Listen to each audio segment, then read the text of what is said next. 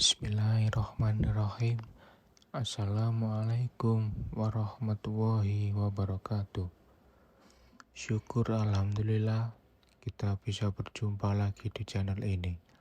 Salawat dan salam selalu dan tetap tercurahkan kepada junjungan kita Nabi besar Muhammad SAW.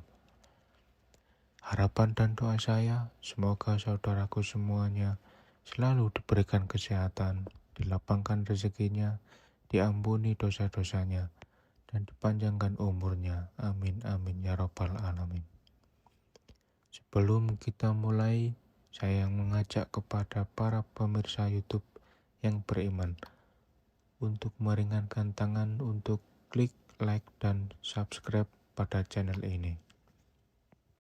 Sahabat beriman yang dirahmati Allah, setiap orang memiliki garis takdirnya masing-masing, seperti rezeki, jodoh, maupun kematian.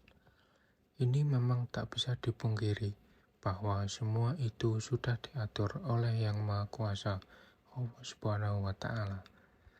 Mungkin kita pernah melihat bahwasannya meski sebagian besar orang melakukan kerja keras agar mendapatkan rezeki atau kekayaan yang berlimpah, namun pada kenyataannya masih banyak yang belum mampu mendapatkan layaknya yang diinginkan. Sementara di sisi lain ada beberapa golongan yang justru dikejar rezeki dari manapun asalnya, atau kita menyebutnya sebagai orang yang dijamin rezekinya oleh Allah Subhanahu wa Ta'ala. Ini sebagaimana yang dijelaskan dalam Quran surat At-Talaq ayat 3. Allah Subhanahu wa Ta'ala telah berfirman, dan memberinya rezeki dari arah yang tiada disangka-sangkanya. Dan barang siapa yang bertawakal kepada Allah, niscaya Allah akan mencukupkan keperluannya. Sesungguhnya Allah melaksanakan urusan yang dikehendakinya. Sesungguhnya Allah telah mengadakan ketentuan bagi tiap-tiap sesuatu dari ayat tersebut. Sudah dijelaskan bahwa barang siapa yang bertawakal kepada Allah, niscaya Allah akan memberi jalan keluar dan rezeki dari segala arah yang tak pernah kita sangka-sangka.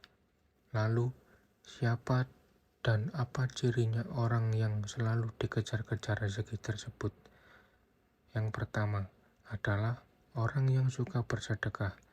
Seperti kita tahu, bersedekah merupakan hal yang sangat terpuji, karena dengan memberikan sedikit harta dari penghasilan kita secara tidak langsung, kita telah membantu banyak orang.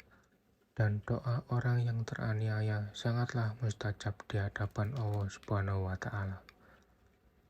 Mungkin saudaraku semuanya juga sudah mengetahui bahwasanya apabila kita bersedekah dengan ikhlas, maka Allah Subhanahu wa Ta'ala akan menggantikan berlipat-lipat, baik di dunia maupun di akhirat kelak.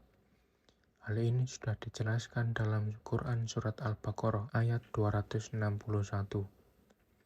Perumpamaan nafkah yang dikeluarkan oleh orang-orang yang menafkahkan hartanya di jalan Allah adalah serupa dengan sebutir benih yang menumbuhkan 7 bulir, pada tiap-tiap bulir 100 biji. Allah melipat gandakan ganjaran barang siapa yang Dia kehendaki. Dan Allah maha luas karunia-Nya, lagi maha mengetahui.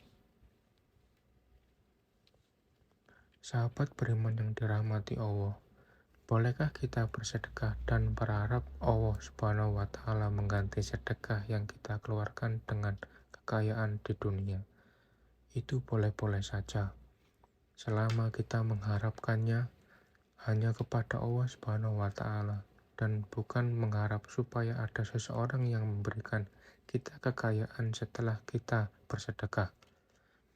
Ini tidak dianjurkan. Kenapa?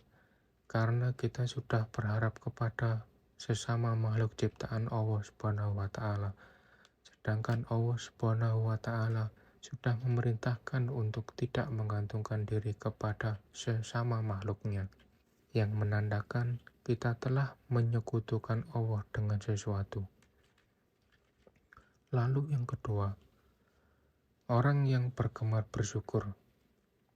Ini sudah tidak dipungkiri lagi bahwasanya apabila kita selalu bersyukur setiap saat, baik ketika mendapatkan rezeki yang berupa harta, benda, kesehatan, ataupun dalam kondisi diuji dengan sakit pun kita bersyukur. Insya Allah, Allah Subhanahu wa Ta'ala akan menambah nikmat kita dan dengan kuasanya akan mengangkat penyakit dalam diri kita. Di dalam Quran surah Ibrahim ayat 7, Allah Subhanahu wa Ta'ala sudah berfirman, dan ingatlah juga tak kala Tuhanmu memaklumkan, sesungguhnya jika kamu bersyukur, pasti kami akan menambahkan nikmat kepadamu. Dan jika kamu mengingkari nikmatku, maka sungguh azabku sangat belah pedih. Dari ayat di atas sudah dijelaskan bahwa barang siapa yang sering mensyukuri nikmat yang diberikan Allah Subhanahu wa Ta'ala, maka Allah akan menambahkan nikmat untuk kita. Akan tetapi, jika kita mengingkari nikmat yang diberikan Allah Subhanahu wa Ta'ala, maka Allah akan mengazab orang tersebut dengan azab yang sangat pedih. Untuk itu, teruslah bersyukur dalam segala kondisi dan lakukan setiap hari ini. Insya Allah, nikmat kita akan terus ditambah oleh Allah Subhanahu wa Ta'ala. Amin, amin ya rabbal alamin. Yang ketiga, orang yang sering membaca Al-Quran, terutama surah Al-Waqiah. Surat Al-Waqiah memang dikenal memiliki keutamaan dalam hal mendatangkan rezeki atau nikmat. Dalam hadis Ibnu Adi disebutkan bahwa kita sangat dianjurkan untuk mengajarkan surat Al-Waqiah kepada istri atau keluarga dan anak-anak kita, karena surat tersebut merupakan surat yang mampu menderaskan rezeki bagi siapapun yang mengamalkannya, insya Allah. Yang keempat, orang yang sering beristighfar.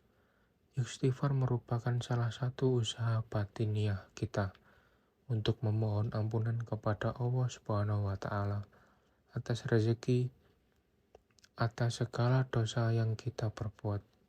Lalu, apa hubungannya dengan selalu dikejar rezeki?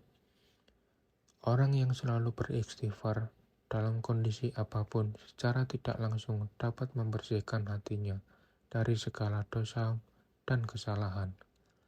Ketika hati kita bersih, maka kemungkinan besar rezeki yang diberikan oleh Allah Subhanahu wa Ta'ala bisa sampai kepada kita. Dalam Quran surat Hud ayat 3, Allah Subhanahu wa Ta'ala sudah berfirman, dan hendaklah kamu meminta ampunan kepada Tuhanmu dan bertaubat kepadanya. Jika kamu mengerjakan yang demikian, niscaya Dia akan memberi kenikmatan yang baik terus-menerus padamu, sampai kepada waktu yang telah ditentukan. Dan Dia akan memberikan kepada tiap-tiap orang yang mempunyai keutamaan atau balasan keutamaannya. Jika kamu berpaling, maka sesungguhnya aku takut kamu akan ditimpa siksa hari kiamat. Sahabat beriman yang dirahmati Allah, marilah kita semua mulai membiasakan untuk terus beristighfar, supaya hati kita menjadi bersih dan kita bisa mendapatkan nikmat yang Allah Subhanahu wa Ta'ala janjikan. Karena kita semua tahu Allah Subhanahu wa Ta'ala menyukai orang-orang yang bersih hati. Lalu yang kelima, orang yang suka berdoa dan selalu berusaha berdoa dan berusaha merupakan satu paket yang tidak bisa dipisahkan. Ketika kita meminta sesuatu kepada Allah Subhanahu wa Ta'ala, karena sangat mustahil orang yang hanya berdoa saja tanpa berusaha akan mampu mendapatkan apa yang diinginkan dalam doanya. Untuk itu, selain kita berdoa, juga berusaha untuk mendapatkan hasil dari doa yang sudah kita panjatkan kepada Allah Subhanahu wa Ta'ala. Sebagaimana sebuah ungkapan man jadda wajada, yang artinya barang siapa yang bersungguh-sungguh akan menemukan hasil yang diinginkan. Kemudian yang keenam, orang yang selalu bertawakal kepada Allah Subhanahu wa Ta'ala. Secara harfiah, tawakal adalah berserah diri dan menyandarkan hati kepada Allah Subhanahu wa Ta'ala. Orang yang tawakal merupakan orang yang sangat yakin seyakin-yakinnya bahwasanya hanya Allah Subhanahu wa Ta'ala saja yang dapat memberikan dan mencegah.